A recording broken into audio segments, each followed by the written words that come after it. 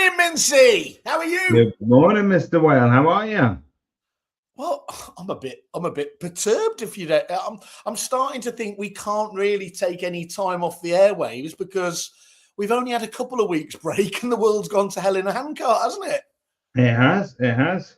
World War Three kicking off. Can no longer afford to fill up your tank of petrol. I wasn't talking about that. I was talking about Angela Rayner at Property Mart. See what I did there? That's brilliant because we've not discussed that. Well, let's start there then. Yeah. I actually, when I saw it, I was like, you know what? Yeah, I'd pay to go and see Angela Rayner speak. I'd pay for the opportunity to ask her questions, but I was kind of like a bit shocked at the kind of pearl clutching outrage that followed. I don't know. Let me jump in straight away because it's unusual that I'm obviously I like to go more outspoken than you. It is absolute bollocks. Let's be really, as you said, the cancel culture nature of it, and it's like I understand entirely anyone's criticisms of her and everything else.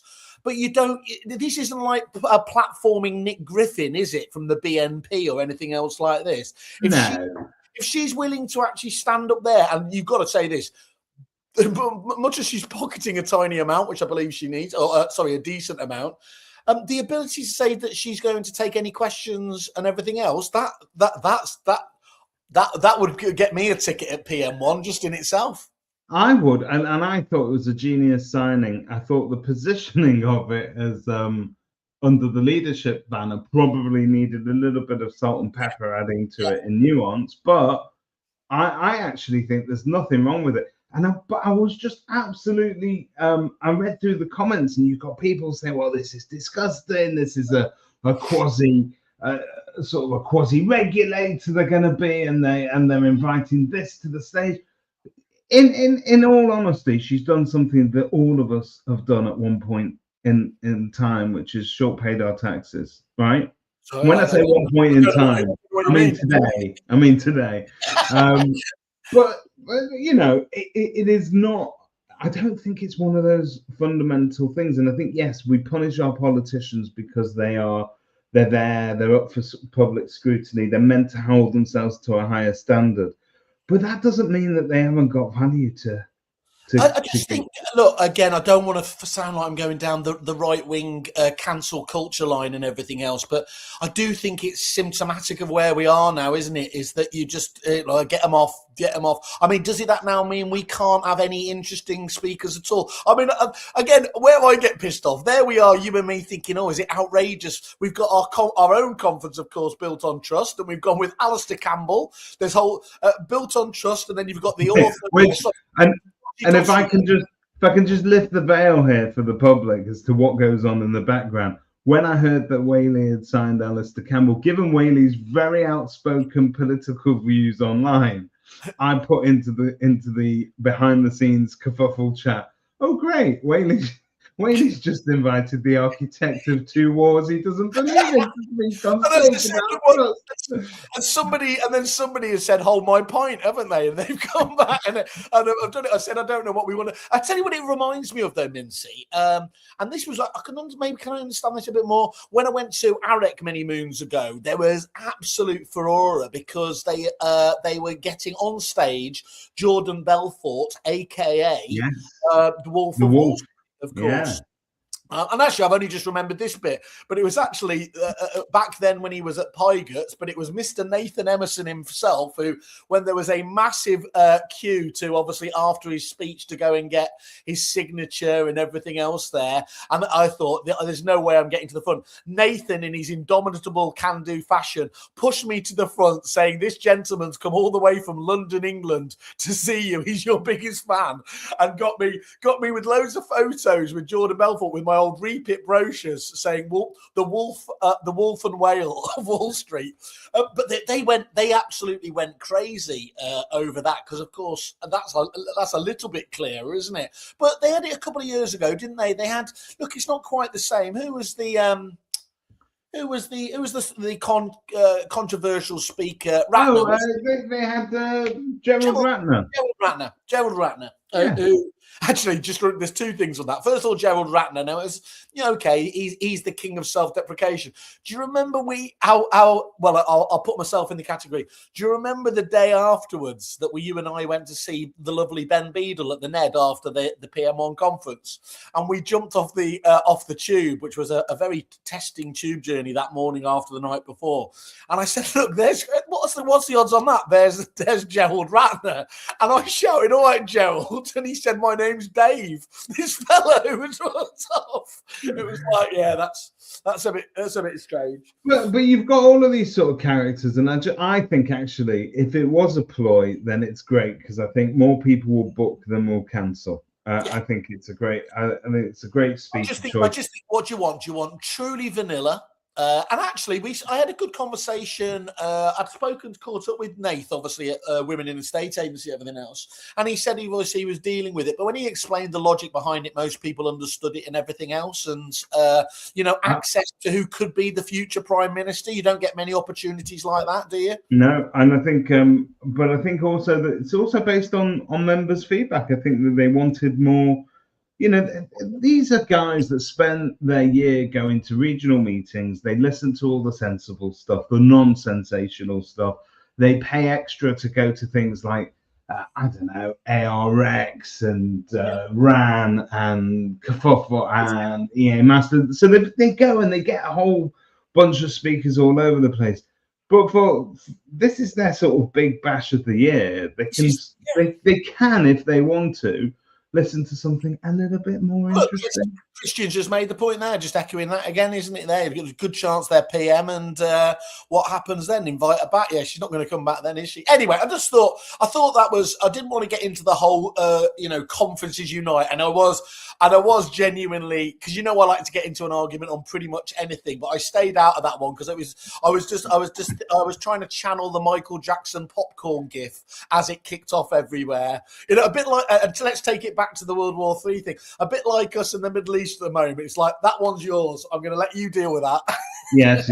We'll just stand on principle and let you deal with it for us. We're very principled. We are, if anything.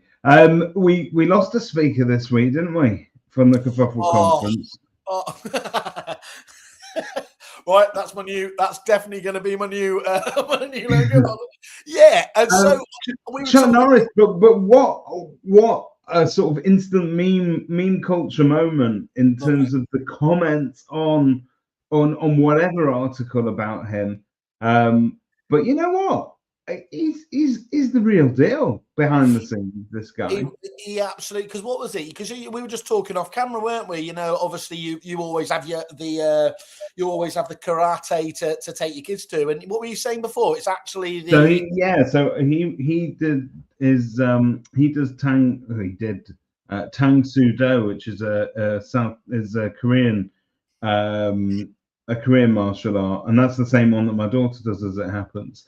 But yeah, no, look, he was in the Air Force, he was an actor, but he maintained this sort of aura of just being super hard, didn't he?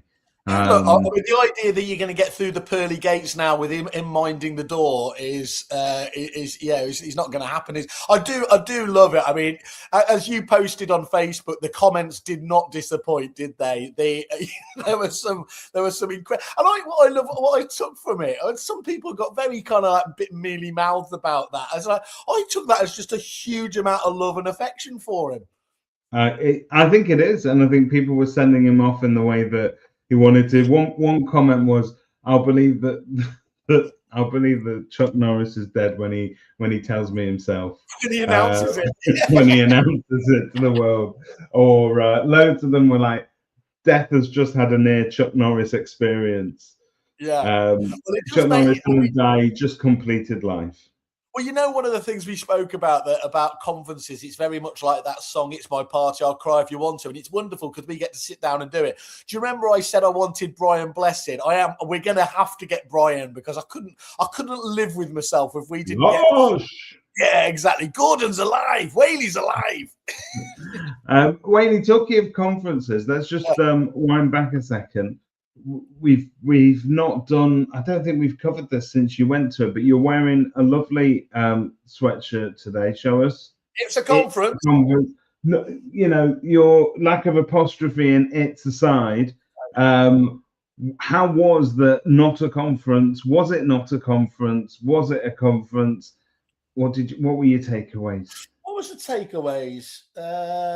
Look, it's just part of the calendar now, isn't it? I think they found a really, really good balance now. You know, obviously what they brought to the table. There's always been emotional, real speakers at various conferences, but I think they made it more. More believe. We spoke before. You know, the reason I wanted to get Anne Deckers at the RAN conference, as she was already committed to the Weir one, there is you listen to those people within your industry. I think that's where it's great to have these people outside of industry give inspirational speeches, but actually 10 times more powerful, isn't it, to have people that you know and respect and actually didn't know the full story talk about it. So I think Verona just does such a fantastic job there, but the team around them now at that top level is just so impressive that they can pull that batch together. Obviously, it's sold out with quite a way to go and everything else. I'm not being funny. I still don't get the idea that it's not a conference. Well, so that's what I wanted to ask you, because from what I could see, there were still exhibitors, albeit perhaps in a slightly more relaxed environment. Well, look, Christian was there. He had one of them. He can tell you what it is. I just think look, here's where we align, isn't it? You and I have said we're not just doing any other conference. And if you look at what we do, we're doing just another conference.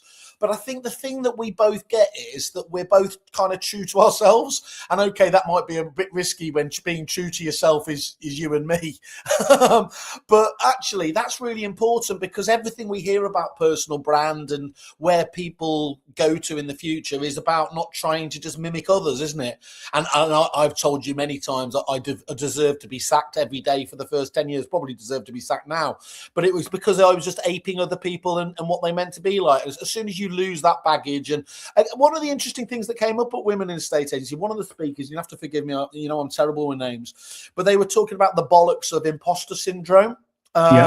And actually, just to, how can you even sort of focus on that, because it gives an excuse and everything else. And I'm a big fan of that. What I think everybody has imposter syndrome up to a point, but surely there's got to be that element where you just set yourself free, and then that's do you know what the perfect tonic for imposter syndrome is? And this is going to sound wanky and woo woo, but it's lifting each other up. It's actually sort of saying, no, you do an amazing job, and that kind of peer support. And I think that's probably what we are meant to do, right? I don't know if it delivers in practice. I'm sure it does in many areas, but I think that's, there are lots of us that are racked with imposter syndrome, but the easiest way to get around it is somebody that you respect and love turning around and saying, actually, Whaley, you are in this respect, you're a genius. On this, you're out of order. Yeah, you need to have. One of the most common ones there, and you think how ridiculous that is now, but it was real because she talks about it. Michelle Gallagher, of course. Michelle Gallagher used to admit she was terrified of talking and, doing the public speaking and the kind of the video side of things. And Chris Watkins, I think it was, didn't he do some mentoring with her at one stage to get her? I think he did, yeah. Chris Watkins is actually one of those kind of quietly behind the scenes when he's not off doing his charity work and his sofaing. He is. That'll be a verb for the future we're going to regret. Yeah. Morning, Sophie. No connection to the sofa. But Chris will very often just call you, text you. He'll text me out of the blue and just say, I just want to let you know I saw this that you did. I thought it was amazing. He can be a good advocate, but I just think that we all have we can do a better job of it. We all pine for that attention online, don't we? So you can join the queue tomorrow morning on LinkedIn, where there'll be a million little kind of AI generated mini thought leadership pieces from us all. And all we're really trying to say to the public is, please don't forget that I exist. Please don't overlook my relevance. And I think sometimes, and yes, we want the likes, we want the shares, we want the comments, we need the engagement. but you can also do that behind the scenes. But you have to so to respond to Sophie's point, don't I suffer with imposter syndrome? You're absolutely right. No, I don't. And I do think, and I can't believe I'm saying this now, considering he's the most evil man on earth, and that's up against some pretty stiff competition. But you do need to channel a bit of Donald Trump. And I remember getting very pissed off, actually, whilst I was sat on Watkins' sofa, one of the first ones, and he compared me back then, I think, to Boris Johnson or a Donald Trump in terms of being a bit Teflon and just saying mad shit without really thinking about it. Or a buffoon. Well, thanks for that. Is that you just shouting? Well, no, that's when you talk about Boris Johnson. They talk about the buffoonery, don't they? Well, you'll have to ask him, but I think it was more there's obviously elements of that, but I think it's more just the ability to be populist and talk about stuff. Because here's the thing: what I mean when I'm talking about channeling Donald Trump, I said this very regularly now, is he doesn't care, and it doesn't matter what he does, as we are seeing now. Yes, loads and loads of people don't tune in, a Marmite character or whatever else there, but he will never lose his base of 35% there. And if you were to put that into business or anything else, a 35% market share, you have got the most successful business ever in it. So stop trying to appeal to the people who are never going to align with you, and so you're going to just pander to that stuff. Appeal to the people that like you and demographic. And by the way, I do appreciate you have to be in the right kind of business to be able to do this. Clearly, if you are in a national, a corporate, or something else like that, that comes with certain stipulations, doesn't it? But otherwise, especially if it's your own business, yeah. Well, thank God, thank God, Kerfuffle isn't a for-profit business. If it was, I've said that for day one. I've got to say, and lots of people, and I've covered this on podcasts, and I know you and I are going on another podcast soon together, and they'll always ask us the same question: what's it like to work with Whaley? I can honestly say my one compliment, but it's also my biggest criticism of you, is that you are absolutely single-minded. Like, if you get an idea in your head that we're going to do something, it doesn't matter how many people come to you and say it can't be done. You will find a way to make that happen. And in that way, it is extremely Trumpian. And as much as your vision is what remains, and all the rest of us kind of have to pivot around it.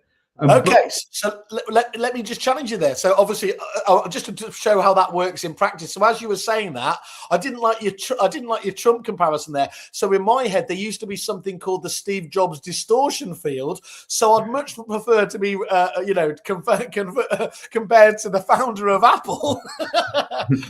But look, I think it's all.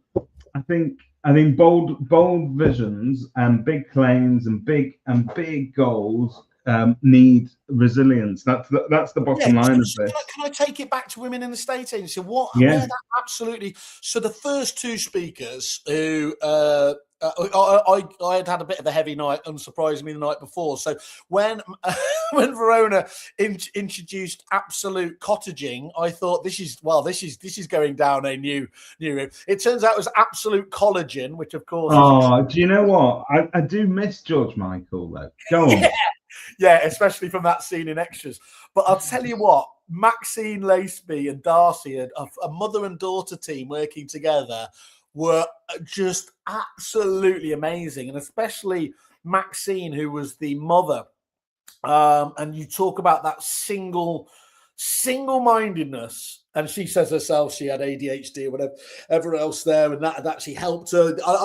Everyone talks these days, don't they, about these neurodivergent traits and as them actually being traits. So whilst you understand your limitations, you can't be a tech CEO, can you really, without being either having OCD or something like that. And there's actually, it's getting a bit boring because some people are almost seemingly pretending that they've got these kind of neurodivergent things. But she was she was barking mad, but I mean that as the best compliment ever. I just thought absolutely perfect and fantastic.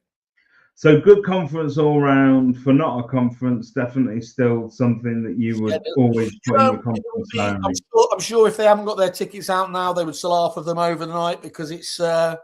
And I still come back to what Verona said, I think it was last year or the year before, when they know they've really, they've cracked it already. They don't need me to say that, but the way they've cracked it is where it's not just being spoken about as a women's event, and actually from the first early days, and to have the wonderful Matt Baldock on stage at a panel now, that was surprising. Matt kept that a secret from me because he was worried I was going to wind him up before his big appearance. But he did ever so well, didn't he, for a little man? Yeah. I just think it's the audience now is. You can you judge people by the friends you've got, which has always been a problem with me. But actually, the kind of people at the conference as well, and it's a really strong attendance. Your problem is that everyone's your friend. Yeah, to my face. That's what happens when you stand at the bar waiting for orders. But yeah, are you okay? I'll get you something. Christian said, "I hope I can one day have a business with my kids with a dynamic like they had." Utterly awesome. And they I believe there was a little bit of circus theatrics as they made Matt get onto a very high stool. Well, I wouldn't know that, of course. Me being a strapping 6-footer like Christian, we're above all that, literally. Let's move on. Are we going to announce the woke Kerfuffle filter that we've got? It's a new app. So just want to congratulate Simon Gates on holding one of his first masterminds. Don't worry, Simon. Our Kerfuffle woke filter picked this up and we run it through the system. And what we come out with? We've asked it to improve it. There you go. There you go. And then a few women, people of colour, a little bit of diversity. That's how it should look. That's how it should look. I tell you what, I'm getting a little bit obsessed with Gatesy. As he did say, brilliant. He didn't say it publicly because I haven't managed to lure that part of him out of it. But with LSL announcing record profits last week, he did say, "Look, that's what happens when I speak at their conference." So I thought he's channeling a bit of the Simon arrogance there, which was fantastic. There's definitely more than a bit of arrogance there, but he's he's good at what he does, and I think he's quite effective. Can I tell you who else I'm getting obsessed with a little bit? Yep. This Chris Webb and his exceptional hair, and I'm not saying. I've got a theory about Chris Webb, and morning, Chris. If you're watching this, you can prove us wrong, but I think Chris Webb is a Barbie doll, like a Ken doll. The hair is always perfect. I reckon if you pull his pants down, he's got smooth plastic genitals as well. Well, that's great to see that women in the state agency has taught us nothing, isn't it? So well done there, brilliant. Just to go. But he is always sort of very picture perfect, isn't he? He's picture perfect, but I think that where I'm really starting, and obviously been sick because I think I saw him speak first at your what was it, the Property Mark Trust? Wasn't it? Yeah. I mean, Jesus Christ, that was as raw as it gets in terms of an honest story and everything else. That was amazing.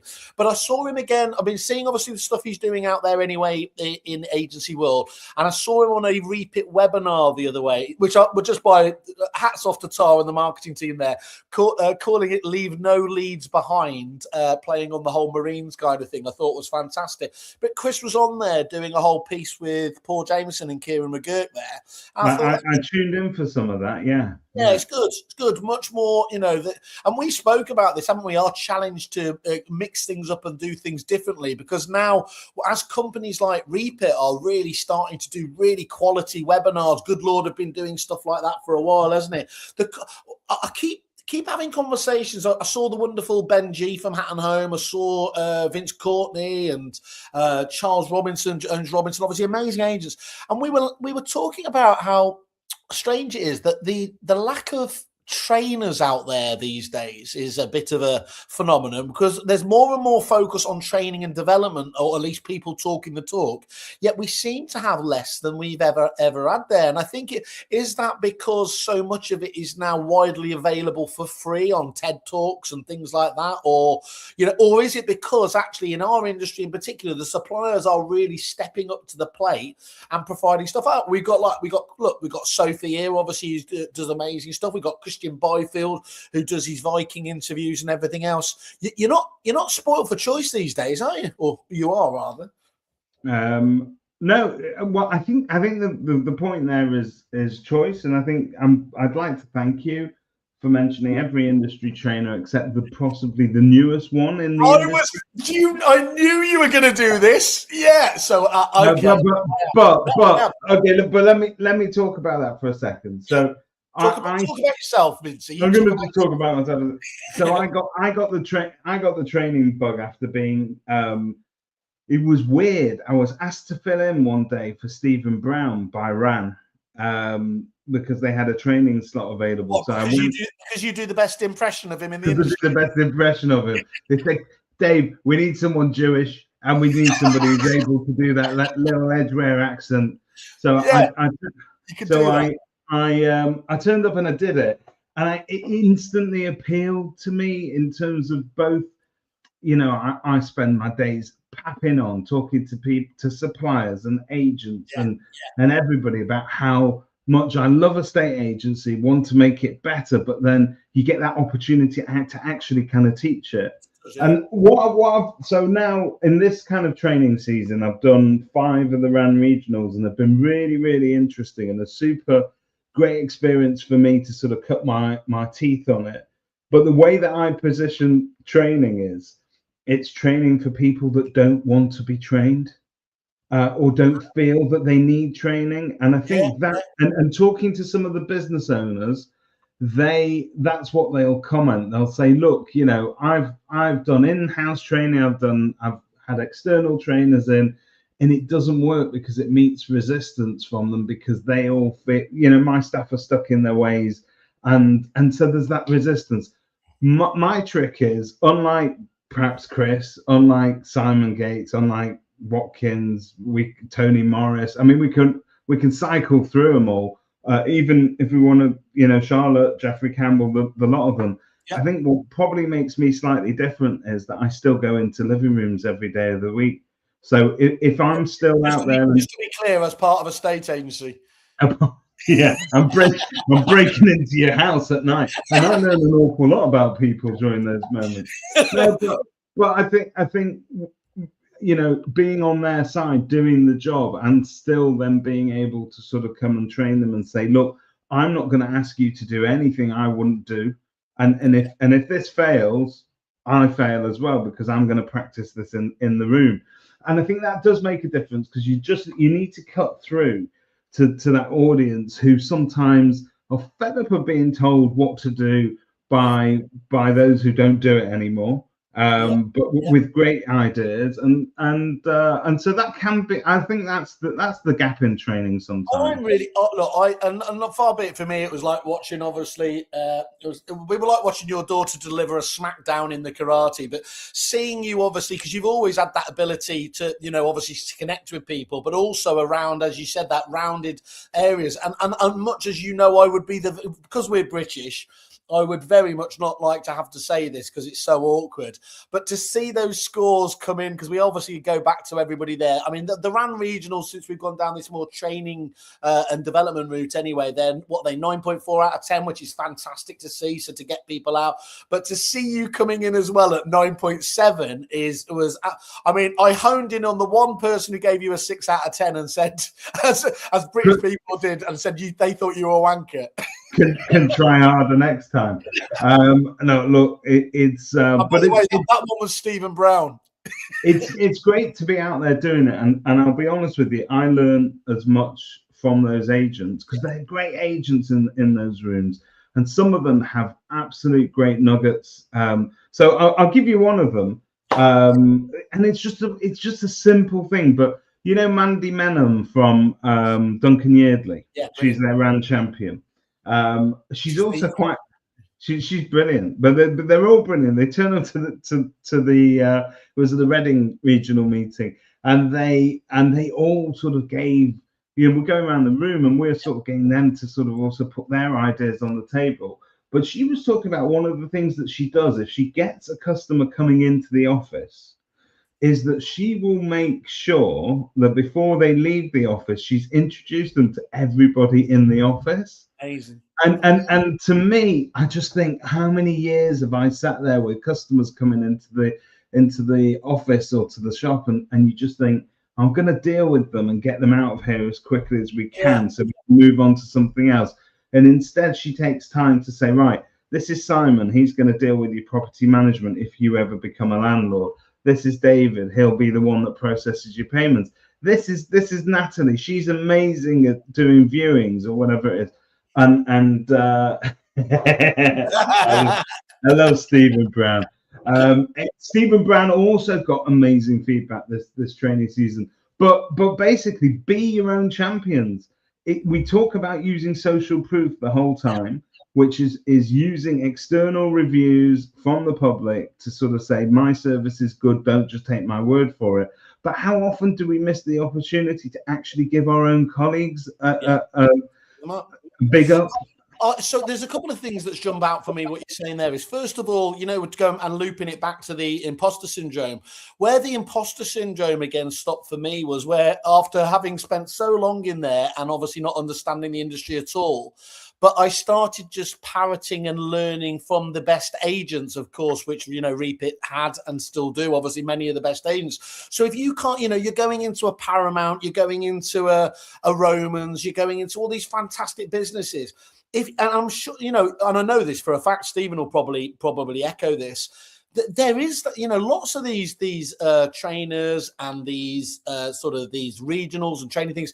Half of it is that learning and that echo chamber from the best agents, isn't it? And I think I absolutely adore that's how it should be. And if you're not, this is the thing. This is what you can't get digitally, isn't it? You can't have that round robin kind of experience you can off the back of having that experience. The other thing is, the best agents, I just think, there's that Pareto rule, which is absolutely true, that the Pareto 20% are getting better than they've ever been. And what you just said there, when I went into Jones Robinson's office on Monday down in Newbury, and if every agent was like that, that old bullshit veracity index and everything else, it wouldn't even exist.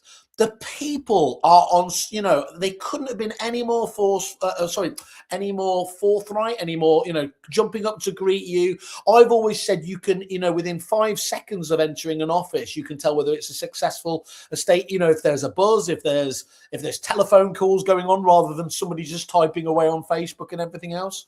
So I think there's, it is a bit of an arms race with the best getting better. And let's be honest, yes, there's a slug of agents in the middle, but there's also a whole host of zombie agents that are doing almost next to nothing. And you and I look at the stats, don't we? Whether you're looking at a 20EA or a Spectre or anything else like that, that's absolutely borne out in what the market statistics tell us.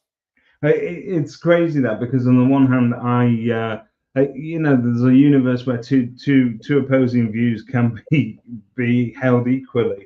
And don't invalidate each other. But I walk around with the belief that there is some fantastic estate agency going on out there. And because I choose to surround myself with fantastic estate agents, and I'm lucky enough, privileged enough through the work that we do to be surrounded by great estate agents, I assume very often that is the standard of agency out there. However, ...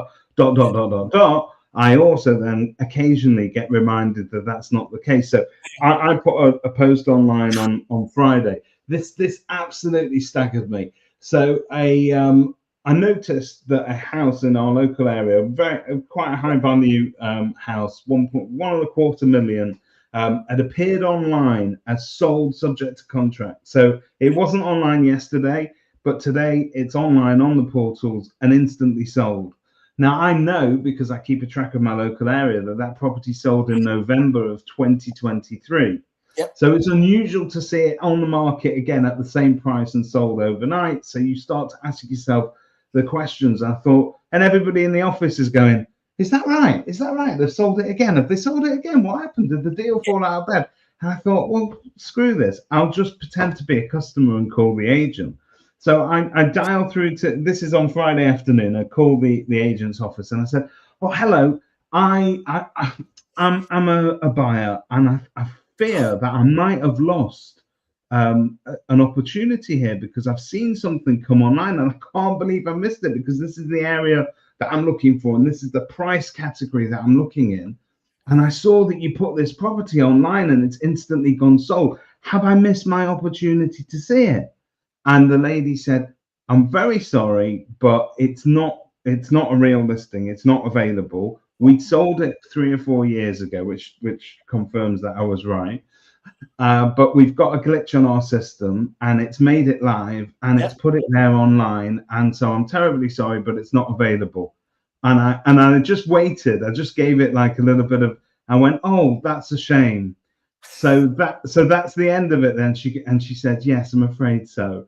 And that was the end of the call. And what staggered me is, potentially I'm a buyer with £1.25 million. Right? Bye-bye. And she just went, sorry, it's a mistake, goodbye. And I've always been told, and I always believe that it doesn't matter how crap of an estate agent you are, you're not going to let business walk out the door. No. And lo and behold, this corporate agency actually sort of proved me right. And yeah, it was just a shame. Well, Stephen Brown's head's just exploded for a normally calm fellow, isn't it? But you hear about, I remember hearing the stories from Julian O'Dell and people like that, isn't there? All of those missed opportunities. It's pretty staggering. Well, by the way, well done for implicating yourself in a crime there of posing to be somebody else. But no, look, every now and again, we all have to do a little bit of mystery shopping. And you know what? If the competitor's watching today, just do better and I won't have to call. Can I just totally take that sideways, actually, because you just mentioned it there. How ethical do you think mystery shopping is doing that on your competitors? Oh, I think we all have, whether it's ethical or not, I think we've all done it. I know, I've sat in meetings this last week where agents have told me that they regularly ring around the other agents posing as a buyer to find out what fees are, or at least what the pitch is over the phone. So to a certain extent, we all have a go at it from time to time. Yeah. I think, you can overstep the mark there. I don't know how you can how do you benchmark yourself without knowing against others is the true. And I think that's why a lot of people go in for, for the awards and things is to, they might rule their patch, but how do they do against others? I think in general, if you're going to use mystery shopping exercises as a way to benchmark you against your competition, but also then to use it as a stick with which to beat your own team into better performance, I think I would steer you away from that. I'd say that, concentrate on your own. You've got enough going on in your own office. You've got enough problems. If I mystery shopped your own office, if I mystery shopped my own office, I would find the gap. So I think sometimes we need to just, I think we're too aware, and I've been guilty of this for years, of what the competition is doing, and trying to sort of align ourselves with what they're doing or using that as a benchmark, where I think some of the best estate agency businesses are those that, they plow their own furrow and they go for it. They've got a vision of their own and they stay in that lane and they're blinkered almost to their success. They've got an awareness of what the other agents are doing, but not because they're always, that phrase, comparison is the thief of joy or whatever. It does suck the joy out of running an estate agency business if you're constantly comparing yourself. Yeah, because as it nurtured, when they acquired Yomdale, they got that mystery shop element to it, don't they? And I was just trying to think, if you were going to go out there, I don't know where else you'd go to bar those guys, but I don't know how much merit is doing it through somebody else or doing it yourself, or as I said, I'm going to mop up some of the comments here, but just one. Stephen Brown has offered a very interesting perspective. He doesn't mean Easter, of course, so we're not offending any of our Christian watchers today. But check out the estate agent toilets, and you can tell how they look after their teammates. I was wondering where we were going with that. But do you know what? That's really interesting. I never thought about that. But there is, the toilets almost used to be like in the army, like just a latrine. It's just you tell it, that you go. But it's not pleasant, and it's not necessarily pleasant for members of the team or for members of the public. And there is this change now where estate agents are putting a little bit more love into how they care for their staff. So you can check. If you walk into Normie, there's a fridge that's always fully stocked with drinks. It's a new thing. That is something that's happened in the past 4 or 5 years, but it's good for staff as it is good for the members of the public that come in and visit you. I just love the idea that Stephen has this sort of service and insists on with it, but before doing anything, I've got to go to the toilet. Mystery shopping your jobbies. It's Stephen. I don't want anything else, but can I use your toilet, please? Stephen has said, sadly, that's too much the way scary. That's why 95% of agents are awful. Oh, there we go. Sophie Lang, do you think some agents are the zombie types because they don't care? It's a 9 to 5 and they're paid minimum wage or below as a basic. Are people valued in our businesses as individuals? I would argue that all good agents do this well. So going back to what you were saying originally about imposter syndrome and going back to the tip that Mandy Menon shared with us in that regional and talking about bigging up your own teammates.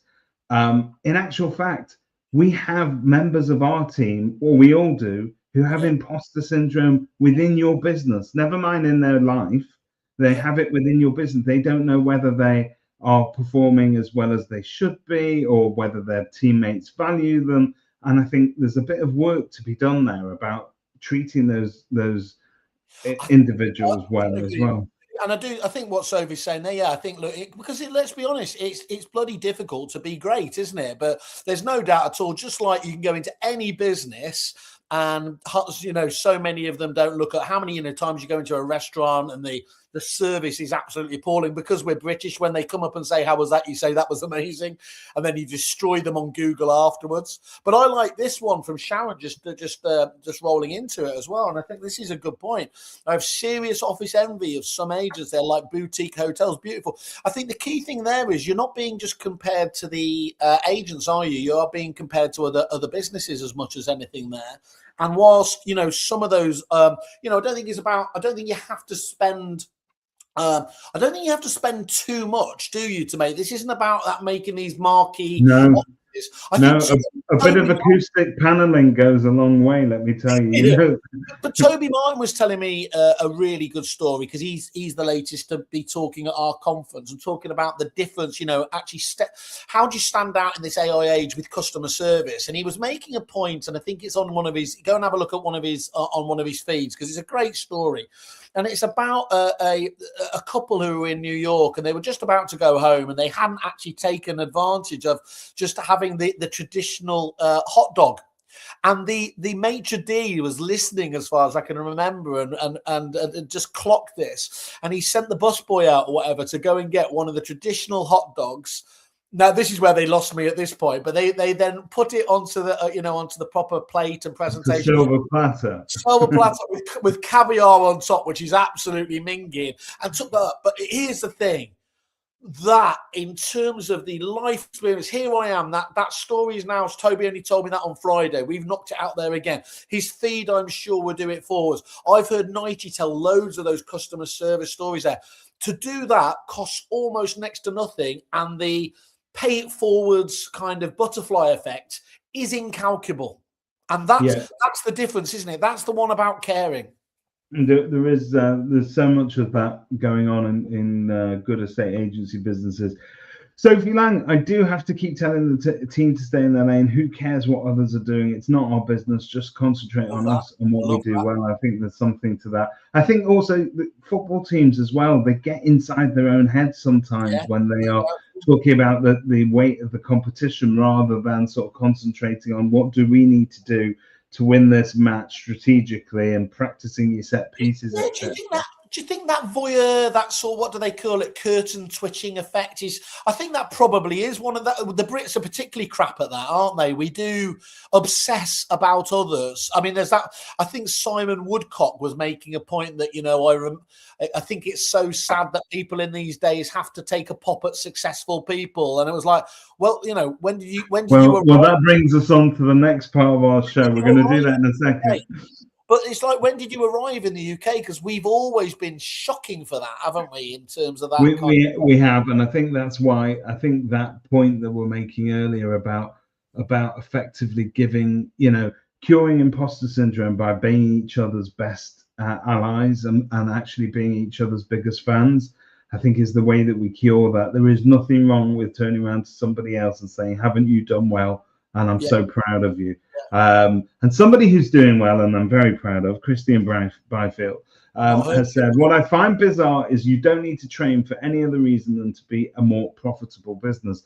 And agents average an 8% profit margin, and that's terrifying. If you don't want to be better, give better service, do it to make more money. 8%, that's amazing. I should be making notes on this. Jesus Christ. Sharon's getting her paintbrush and hammer out. Euphemism. Sophie's got a sea view from her toilet. Vicky wants in on the mystery shopping of toilets, I think. Listen to Toby's podcast about customer service yesterday. Some great examples of how agents can stand out. Here we go. Looking and sounding brilliant, Wayne. Everyone's biggest advocate. Don't worry, Watkins. We're going to be here taking, as the world goes to hell in a handcart, we're going to see people off with a smile on your face. We've got another 10 minutes of interesting stuff to get through. I'm going to clear these comments. Start at your own desk. Joshua from Reaper. Start at your own desk and make concentric circles outwards from there. Really good tip there. Training is 100% an investment, and she agrees with Christian. We'll send you a booking form shortly, Sophie. And Christopher Watkin. Imposter syndrome whispers, not enough. So instead of doing the hard work to grow, some people try to shrink. Don't ever do that weird whisper that you did there. I don't think the public's ready for that. Hey, everybody. Well, listen, guys, let's talk about something else that happened. We talked about success, and we talked about, I don't think we called it willy waving, but there is a bit of willy waving going on. So for once, the industry press and social media were full of stories that actually started to get agents a little bit more ignited again. Obviously, since we did our last podcast, I'm not saying we're to blame, but since we did our last podcast, the Bruce brothers announced their return to Purple Bricks. Yeah, I missed all this. Which was a huge announcement because, we all know what the Bruce brothers did at Purple Bricks originally. And also how it affected us as an industry. I think overall, I think we became better because we had to respond to the sort of investment that they made in undermining the work that good agents do every day. So I think we had to get better at proving our value to the public. Two things. The tech that they brought at the time was genuinely very impressive. Self-service, all that ability there, that was amazing. But also, as well as, it forced clarity from agents to emphasize what they did. Whereas it was a bit of a sort of, it was a bit of a mystery. Agents did become very good at that over time. They had to evolve in the face of that competition, didn't they? Sharon's talking here about an apology card, sympathy cards, and saying thank you cards. Stephen Brown is the boss at saying thank you after something. He's amazing with thank you cards. But saying an apology card is great, but an apology that is qualified by this is what we're going to do to make up for it, Mr. and Mrs. Customer, is even better. Willy waving and fanny fair. And that was all that Christian was shouting at women in estate agents. You had to tell him to tone it down. He's awful, isn't he? He's just awful. So let's have a look at a story. So this week in property industry. Mintz, can you tell that photo is? I've done it. I'm going to drop this depth charge here. I'm good. So genuinely, if I can just make this comment, actually, I'm going to just remove this from the screen so we get this right.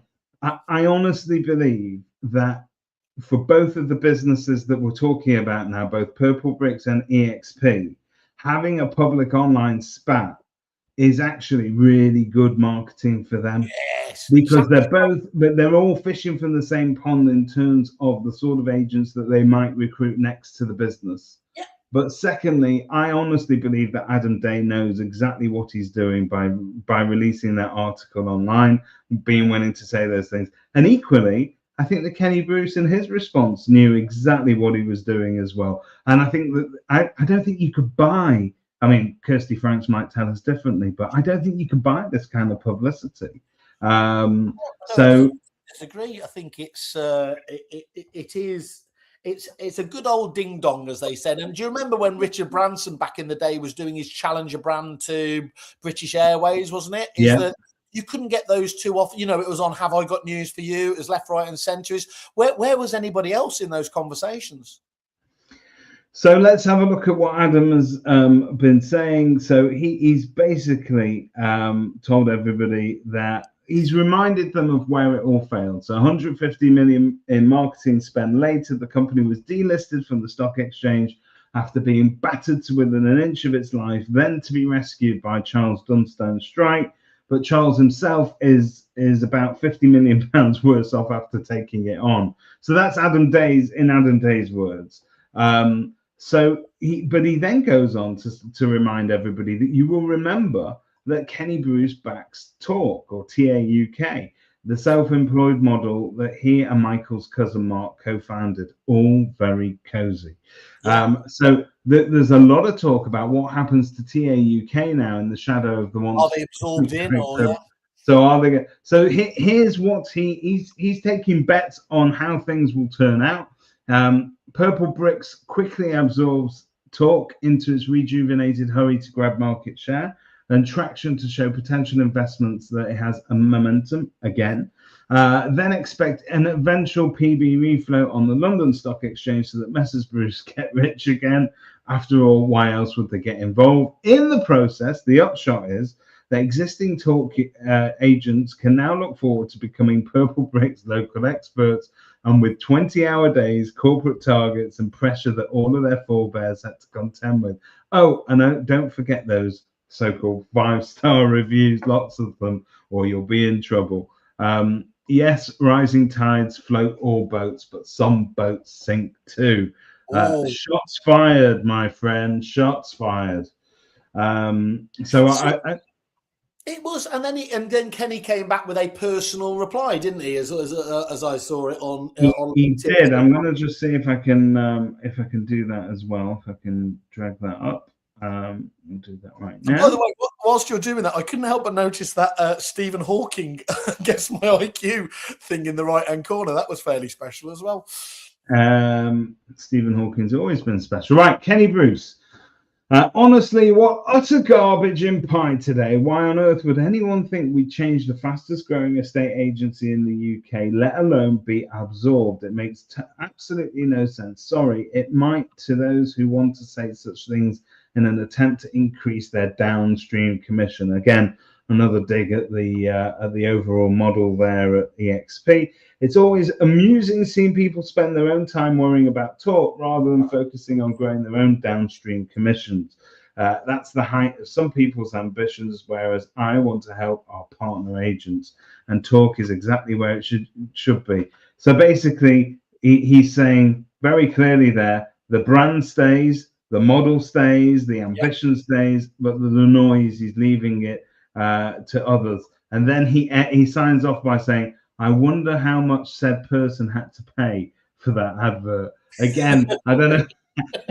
I think that just tells us everything we need to know about our industry press, but also how people view it. And you know, Kenny and Michael will be no strangers to using our industry press as an outlet for their own businesses and advertising source, so they'll know how the game goes. But the backlash online, so you've got people like Ian Macbeth and Tom McGee and, you know, all the quietly non-outspoken people stepping up on the comments to sort of say, come on guys, we're better than this, you know. It is bizarre, but I can see why Adam Day did it. It's great. it is a great. Well, it's good gossip, isn't it? I mean, look, at the end of the day, it's a perfectly valid conversation point, isn't it? I would suggest. I mean, clearly, what Steph Vass and they got on the estate agent with Chris Buckler and everything else. They've got some amazing people there and everything else, and have quietly been getting around doing it. And then obviously Kenny coming on board is, adds more flame to the fire, doesn't it? So there's no doubt at all. I think one of the comments in the bottom made the point that two dissimilar peas in the pod in terms of the models is but can you accommodate that? I don't know. But he's been quite clear about it. So he's stated his point now, hasn't he? Sophie's right. If you want to see competitive social media bashing done really well, but also actually quite nicely, the supermarkets do it immensely well online. So Lidl will troll Marks and Spencer's or Sainsbury's or Tesco, and they all keep going backwards and forwards. And the supermarkets do it very well, and they really do leverage that Paddy Power, Ryanair trolling Elon Musk. Did you see that? Off the scale, brilliant. I think. Look, this comes down to some people can do humour. Some can't, as we proved at Aiden's Giving. And basically, if you've got that ability to inject them, that's a very rare quality, isn't it? And I think, again, going back to understanding who your audience is, some people will say that's beneath us. You should be much more, you should be above all that. I disagree. I think you should be able to have that kind of, I know it's the almost overused, but that banter is not a bad thing. I'm glad to see. I am actually glad to sort of see it all come back again, because we need sometimes a little bit of competitive pressure to remind us why we need to still be convincing our public that we are better. I think, Adam, it would be really interesting to have the chat. And actually, he's at the conference, isn't he? He's talking at the Kerfuffle conference. It'd be really interesting to understand, though, does Adam pay any dues to what the Bruces did at Purple Bricks in terms of where he had his own online agency? And the thing, as I've always said, loved about Adam is he never had a pop like so many did at traditional agency. He just got on and did his own thing. But it would be interesting to understand whether he feels like the whole personal hybrid agent model where it's up now is as a direct result of that, and is an online model. Yeah, I mean, I'd be very careful if I were advising Adam Day on where he positions himself. I think that the personal agent business, so the self-employed type businesses, need to continue to position themselves as being as professional, as independents, great standards, and effectively a really good agent with the backing of a wider brand, but they are more personal and they're curating a much smaller patch, which is great. And I think that they should stick to that. Let's not make any mistake. Purple Bricks was not a good advert for good estate agency. Okay, the standard of their sales progression was shocking. Their local experts were anything but local. I mean, unless I'm a local expert to Milton Keynes, which I'm not, I'm about 200 miles away. And so Purple Bricks perpetuated that myth and that model. The use of those 5-star reviews to endorse things that hadn't yet really happened in the cycle. We can talk about that another time. But I think the worst thing that could happen is that Purple Bricks are able to say, actually, we've learned from all of that. And as a result of it, we have decided that Purple Bricks agents are now going to be the best agents in the country, and we're going to up our standards, and we do care, and we're going to charge proper fees, and we're going to do this right. I just don't think that the leopard can change its spots. I think in order to give the market what it wants, it needs disruption. For me, the most fundamental part of this is, do they stick with the strike-free, free model, obviously, that was adopted into Purple Bricks? Or Purple Bricks, obviously, has started charging anything else, or are they going to charge more? Because I think the one thing that you see with some of the very best EXP agents and other agency models are obviously available is that actually, it doesn't have to be a low-cost proposition. I think Verona made that point when she was on stage at Property Mark a couple of years ago.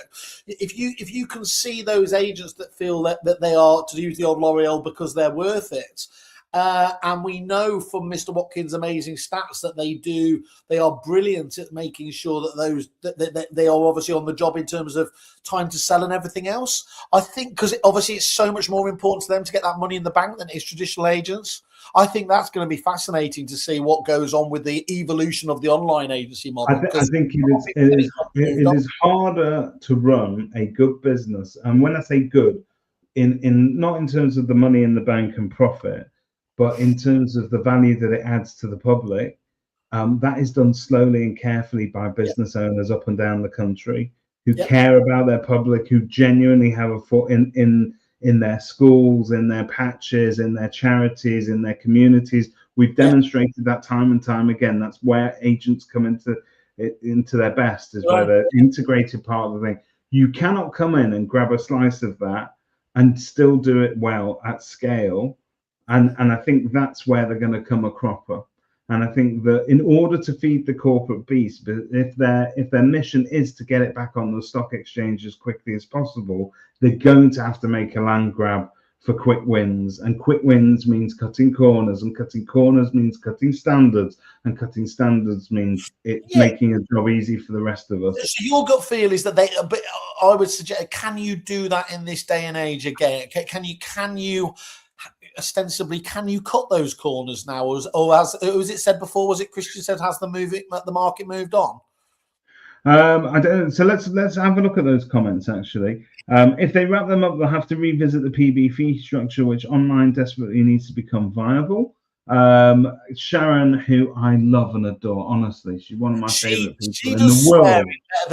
I think, look, we know we're absolute suckers for a bit of casual swearing, but Sharon delivers it with the panache that I absolutely adore. Other people swear. For Sharon, it's punctuation to a sentence. It's music. It's music. It is all a bit of Dickhead Central, though. Back to Willy Wangy, which she means. I think she was talking about us, Dickhead Central. Should we relabel it? Stephen Brown is curious to think what sellers and landlords think of this, watching it all play on LinkedIn. And so that is a beautiful point. Why, guys, I'm talking to the industry as a whole, when you're on LinkedIn, you've got the feeling that you are not pitching to your clients, but you're actually talking to your peers, to the rest of the industry. Please be aware that your clients can also see it. So don't be prepared to promote any kind of image of yourself that you're not willing to stand in that client's living room and endorse. So Stephen's 100% right. It all looks so bad. Sorry, just on that, just before you jump on. So what do you do about that? Because your friends and colleagues, it only takes a Tom McGee to jump in and derail a thread or something like that. You can't ignore your peers there, because they are quite often the ones, in that British way we talk about, they like to take the mickey, but you can't block them out from your social media feeds. It's a really difficult quandary. Yeah, look, I would say, look, you've got to. If you're sticking to your principles, that's great. But you've got to also, as a business owner, if you're an active estate agent, if you're perhaps even in the supplier sphere, but you're a service provider to the industry, but you don't deal with members of the public, you have a little bit more leeway to say what you want, because you're effectively becoming a pundit as opposed to somebody that's actively working in it. But your online image, and this is something that we will talk intensely about at the Kerfuffle conference, but when we're talking about reputation, when we're talking about trust, curating your online image and what your voice actually says, not just your brand, but your personal brand as well, it needs to align with what your customers want to see. And what your customers overwhelmingly will want to see is somebody that's sensible, level-headed, and that they're able to offer sound professional advice. If, however, you have too much time to get involved in online spats, your customers will see you as petty, and they will also see you with too much time on your hands, and you're not spending enough time promoting their properties or selling properties, and therefore you are retreating to the comments on Pi instead. Let's go through a few of those comments. Jason Lee, trolling online, surely not. Good morning, Mr. Lee. He's a marketing genius, that Lee. Honestly, he's got an No, idea the for bit I like was they announced that, and he went away on holiday, leaving Nathan to take the calls. Can I just say something about Jason Lee? I don't know too many people that are, other than perhaps Chris Webb, that are so immaculately dressed as Jason Lee is. If you ever get a chance to see him at a conference, oh my word. Yeah, there is that. I Lady. think it's the absolute look of disdain that he shares for me when he spots me across the room. When our eyes lock. Oh, wow. I actually think this is Sharon Carter. I actually think this whole, I'm a self-employed agent model bollocks. Say what you mean, Sharon. It's quite annoying. In my mind, you are either employed by an agency, corporate or indie, or you own an estate agency business, whether under a banner of some name of your own. Just bloody get on with it and sell some houses. Oh, I could kiss that woman full on the lips. Honestly, that really is. When I see, I think self-employed agents, because that whole downwards commission stream and all that nonsense they talk about, but effectively the pyramid structure means that they need to constantly recruit new agencies. I always like the benign Ponzi scheme is how I've christened it. Yeah. But it's legal. But the thing is, it shifts the focus of that agent from, hang on, I'm a really good agent. This is how I market houses. This is the value I add to my customers. That was a bit camp, wasn't it? It was really, yeah. Maybe we should do a musical number. But then those agents are then pivoting and only talking about how great life is as a independent self-employed agent. I took the piss out of them last year at the conference. We had a little bit of a nicely worded you made mention to socks as to how many they get through in a day working from home. But you know what? There are downsides to being a self-employed agent. That the socks, although that was a joke about what they might do during their day, and the perils of spending too much time locked away in a bedroom on your own. Well, I think you need to move on. With access to the internet. But the other side of it is, why don't you just replace what you're doing online with actually talking about how great you are at selling houses? Yeah. And maybe other agents will then look to you and go, well, actually, I want to be a part of this success because this is great. As Chris keeps highlighting, please tell us once more about your capping. I thought that was something out the tripods. UK estate agency is already low cost on global stage. You can't disrupt an 8% profit margin on price. It has to be about quality and value. Yeah, he's right. So the battleground is shifting. I do wish Sharon would get off the fence and speak her mind more honestly. Sharon, you're not just a grumpy old bag. You're amazing. You need to get that. You need to get that on your sailboard, Sharon. Oh, by the way, have you seen Alex Pelosi's video? Oh, that was genius. I did like that. I like that a lot. For anyone who hasn't seen it, and we will try and post it afterwards, Alex Pelosi's sales board has been defaced, and they put like glasses on him like this, and Alex went on in probably the best example how to deal with this stuff socially, and he'd drawn on his face, hadn't he? And he sort of like just went out there and spoke about it. It was brilliant. Absolutely amazing. James White asks a great question. He always asks good questions. Do clients care if their agent is profitable? And what I would like to say is they should care. They should care, but it's a balancing act between, because the other view of agencies, they're taking the piss and charging too much. So it's as ever, it's a real careful balancing act. But you're right, they should care, because if they're not running a coherent business, are they? Yeah, well, and that's it. And so, the public think we're overpaid for what we deliver. Well, it's our opportunity to show them where the value is. But more importantly, they should not mind an agent doing well and actually making a decent profit, because it allows us to reinvest that in our teams. It allows us to reinvest it in the standard of service and agency that we're providing. There are many, many reasons for it. If they want them to still be in business, to do the job, profit is a dirty word and something that we shy away of talking about. We see in the media how companies are slated for promoting profit, but as business owners, it's vital. You know what? if groups like ARX do anything well, it's teaching agents or people to basically be unashamed about the money that they're making. And that's good.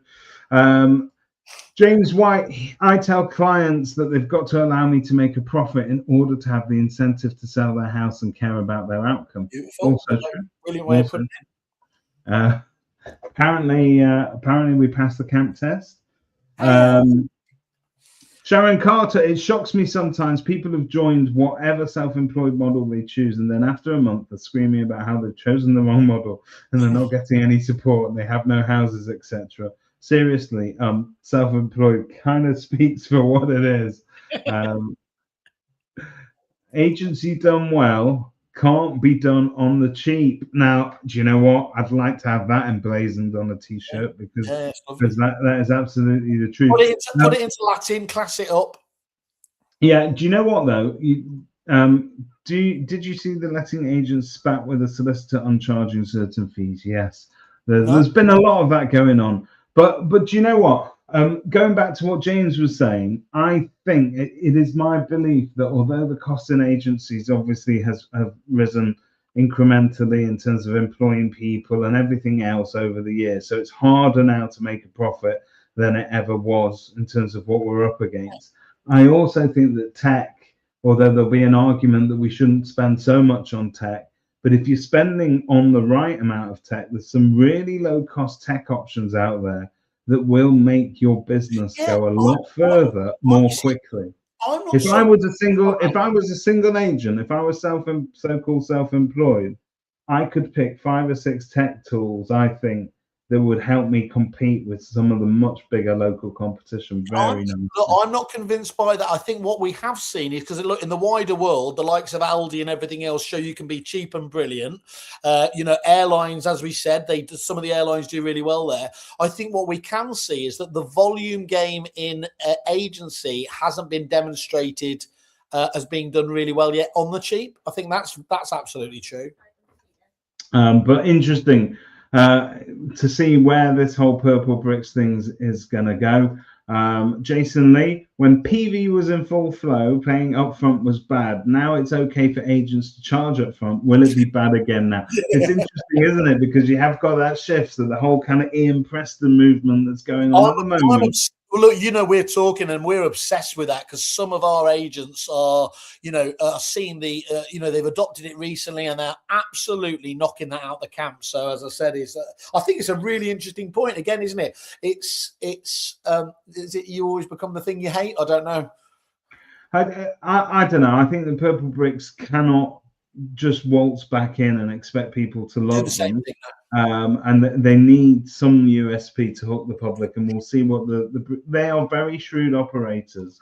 Yeah. Let's not underestimate what they're capable of. Still do huge numbers. That's the thing. Is people talking about, the public are not aware how damn expensive it is to run a proper estate agency. As agents, we should educate the public and clients to a point, of course, but they do need to understand how we are not a charity and what we have to spend out to get their properties on the market, SSTC, and finally completed. And I think that's also true. Agency used to have, this is James White, agency used to be a volume business due to the cost of newspaper advertising. It was a barrier to entry. So you could argue that we swapped newspaper advertising for portal costs and things like that. And James is just going to leave this here, but are self-employed models simply Rightmove resellers? Interesting. I'll tell you what I love about that is, I'm sure James won't mind me saying, we were doing the Agents Giving Golf Day, and James is quite vocal about some portals, and my memory is that he got appointed onto their team. But you know what's interesting about this is that I thought, well, we'll start today's podcast at 9:30 on a Sunday morning. We won't tell anybody that we're doing it, and we'll have no engagement, and it'll be a very slow show. But actually, you can see that agents have got a lot to say about doing things right, about investing in training, about conferences, about what else have we talked about today? We also talked about imposter syndrome. So much good stuff here and great value that we talked about today. And this is why I do like my Sunday mornings. Yeah, shall I just say, it's not just a podcast. That's the overriding. It's a way of life. It's a way of life, I like to think. Thank you for it's a knockout, wasn't didn't he get arrested for Operation U-Tree? Leave it on a high. I'm going to leave you all. Oh, Graham Wilson, a late entry. Kerfuffle Ponds is just been sponsored by the Obsessed by EXP and PB. Thank you, Graham, for being our biggest fan. Yeah. Right, everybody, have a wonderful week. Mr. Whaley, you got anything special planned this week? Hope we're still all alive by next week. Oh, yeah, baby. All right, see you soon.